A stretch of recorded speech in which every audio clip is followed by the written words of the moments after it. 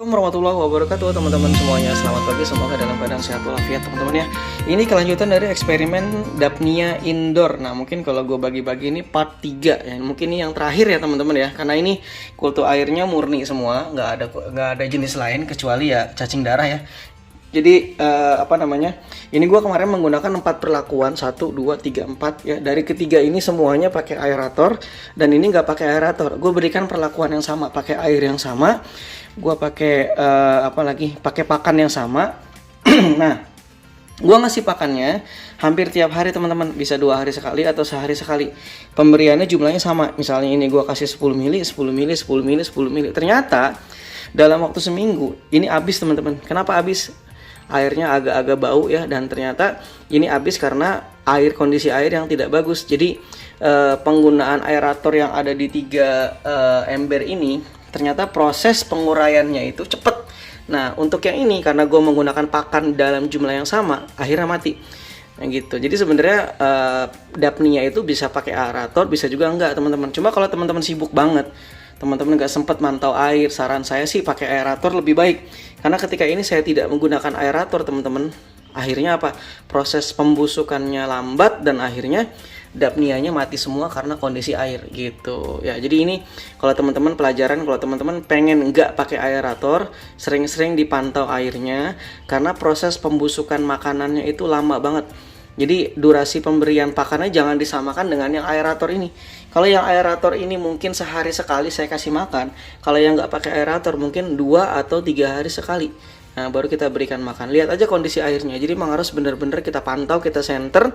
Masih ada sisa pakan yang terlarut di air atau enggak. Kalau masih ada jangan dikasih lagi teman-teman. Itu repotnya kalau nggak pakai aerator gitu. Dan kelemahan kalau nggak pakai aerator juga teman-teman, banyak ditumbuhin telur jentik. Telurnya nyamuk. Akhirnya nyamuk bertelur di sini. Gitu. Jadi kemarin akhirnya setelah saya nggak pakai aerator, yang tumbuh itu bukan Dapnia, tapi malah jentik nyamuk. Nah itu kelemahannya dan pelajarannya kalau kita nggak pakai aerator gitu. Bisa pakai, bisa nggak. Cuma itu tadi cara-caranya teman-teman ya. Tinggal diatur gimana caranya biar air ini bisa tetap awet. Nah ketika kita pakai aerator teman-teman, itu lebih mudah ya kan, karena pengelolaan airnya jadi lebih mudah. Airnya masih jernih teman-teman nih. Ini masih, kalau kita lihat airnya masih jernih, nggak kotor sama sekali. Masih bagus airnya ya. Jadi kalau kita pakai aerator, itu airnya masih bagus. Ini udah sebulan lebih.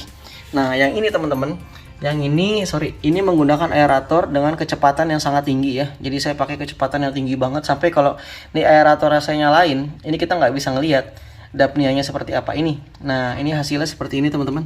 Teman-teman silakan simpulkan sendiri ya. Ini yang pakai aerator dengan kecepatan tinggi. Nah teman-teman bisa lihat di sini. Anak-anak Dapnianya juga ada, cuma terlihat sedikit kalau saya lihat ya. Anak-anak Dapnianya itu sedikit. Nah kalau ini ya, cuma saya ini belum sempat ngamatin pakai mikroskop ya teman-teman ya. Agak repot ya, saya nggak sempat. Tapi kalau saya lihat sekilas ya teman-teman, ini kebanyakan Dapnianya ini nggak ada epipianya sih. Rata-rata telurnya rata-rata bukan epipia ya. Jadi bukan telur dorman ya. Jadi airnya masih bagus kondisinya. Jadi ini perkembangannya seperti ini kalau pakai aerator yang kencang. Nah ini pakai aerator yang sedang teman-teman. Pakai aerator yang kecepatannya sedang, gelembung-gelembung kecil. Ternyata perkembangannya kelihatan lebih banyak ya teman-teman ya. Anak-anak kutu airnya pun banyak. Ya kalau dari perbandingannya udah kelihatan. Yang pakai aerator kencang, nah ini sedikit tuh, sedikit ya. Ada cuma sedikit, nggak terlalu banyak ya. Dibandingkan yang pakai aerator dengan kecepatan sedang, ini banyak teman-teman, membludak nih. Ini banyak anak-anaknya nih. Nah ini yang pakai aerator kecepatan sedang. Oke.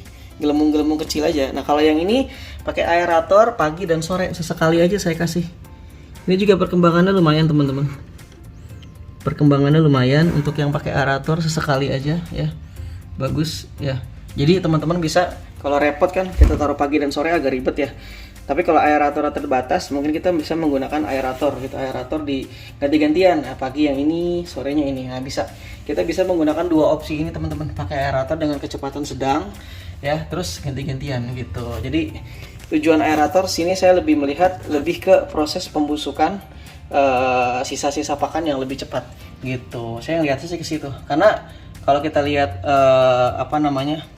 nggak pakai aerator pun Dapnia sebenarnya bisa berkembang gitu. Cuma kalau teman-teman repot nggak pengen ribet ya kan, saran saya ya kalau untuk menjaga kondisi air pakai aja aerator dengan kecepatan sedang gitu. Terserah mau pagi atau sore saja atau 24 jam kalau nggak mau ribet. Nah gitu teman-teman, kesimpulan dari kultur Dapnia ya indoor gitu. Jadi pakai aerator lebih menguntungkan kita ya kan. Nggak pakai aerator juga bisa, cuma agak lebih ribet, teman-teman harus pantau dan kontrol airnya terus gitu. Oke, semoga bermanfaat ya. Terima kasih. Assalamualaikum warahmatullahi wabarakatuh.